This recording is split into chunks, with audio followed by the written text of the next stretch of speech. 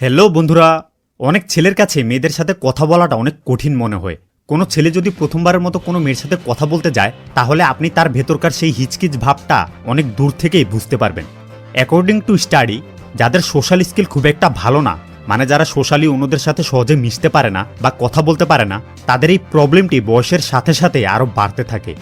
আপনি যত দ্রুত আপনার এই সোশ্যাল স্কিল ডেভেলপ করবেন, তত দ্রুতই আপনি ন্যাচারাল হতে থাকবেন। আর সেই সাথে মেয়েদেরকে আপনার প্রতি আকৃষ্ট করাটা আপনার জন্য দ্রুতই সহজ হয়ে আসবে।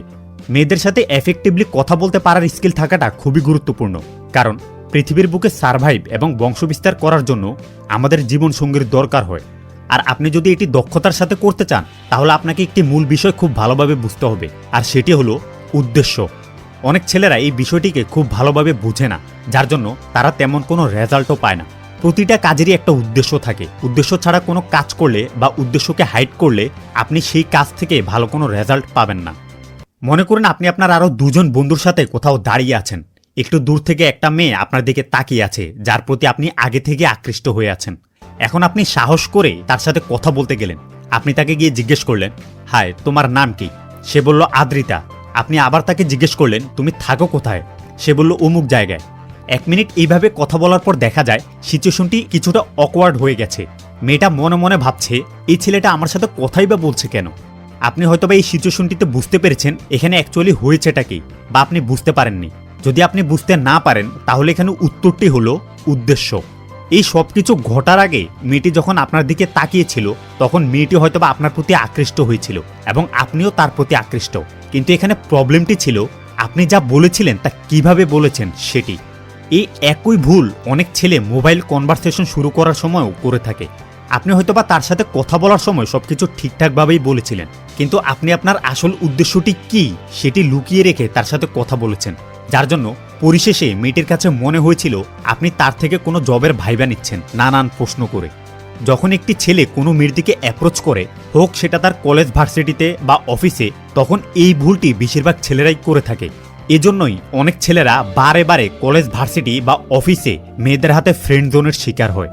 যখন আপনি আপনার পছন্দের কোনো মেয়ের দিকে অ্যাপ্রোচ করবেন, তখন যাতে এমনটা মনে না হয় আপনি তার সাথে বন্ধুত্ব করতে যাচ্ছেন অথবা তার সাথে এমনি এমনি পরিচিত হতে যাচ্ছেন, বরং আপনি তার দিকে এমনভাবে অ্যাপ্রোচ করুন যাতে আপনার উদ্দেশ্যটা ফুটে ওঠে এবং সে যাতে বুঝতে পারে আপনি তার প্রতি অ্যাট্রাক্টেড, আপনি তাকে পছন্দ করেন। যে কারোর সাথে কথা বলা শুরু করা, স্পেশালি কোনো মেয়ের সাথে, সেখানে এনার্জি থাকাটা সবথেকে বড় বিষয়। যদি অন্যভাবে বলি, আপনি কি বলছেন সেটির চাইতেও ইম্পর্ট্যান্ট আপনি কিভাবে বলছেন সেটি।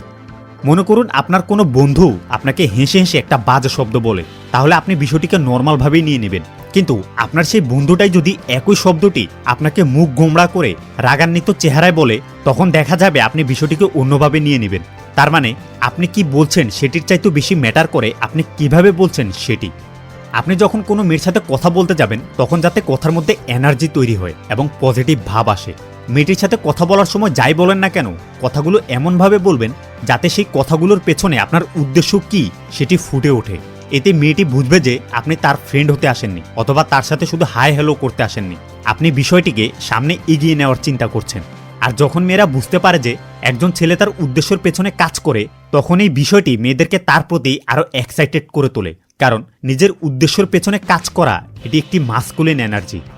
মানুষ হিসেবে আমরা যা কিছুই করি, এই সব কিছুই আমাদের প্রাথমিক ইনস্টিংক্টের দ্বারা পরিচালিত হয়।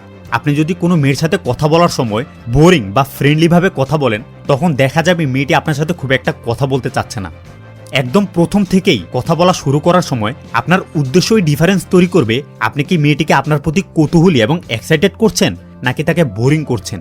কথা বলা শুরু করার সময় আপনারা উভয়ই জানেন আপনারা শুধু ফ্রেন্ড হওয়ার জন্য কথা বলছেন না, সেজন্য আপনার কথা বলার পেছনের উদ্দেশ্য শো করা উচিত। এই কাজটি করতে গিয়ে আপনাকে একটি বিষয় অ্যাভয়েড করতে হবে, তা হলো মেয়েটির দিকে অ্যাপ্রোচ করার সময় আপনাকে যাতে ভয়ঙ্কর মনে না হয় আপনার কথাবার্তা বা চাল চলনের মধ্যে। আপনার উদ্দেশ্য শো করার সবথেকে বেটার রাস্তা হলো প্লেফুল থাকা এবং তার সাথে কিছুটা টিজিং ভাইবস রাখা। এরকমটা করলে মেয়েটি বুঝবে যে আপনি একজন হাস্যরস্য মানুষ, এবং সবথেকে ইম্পর্ট্যান্ট বিষয়, সে বুঝতে পারবে যে আপনি তার প্রতি আকৃষ্ট হয়েছেন।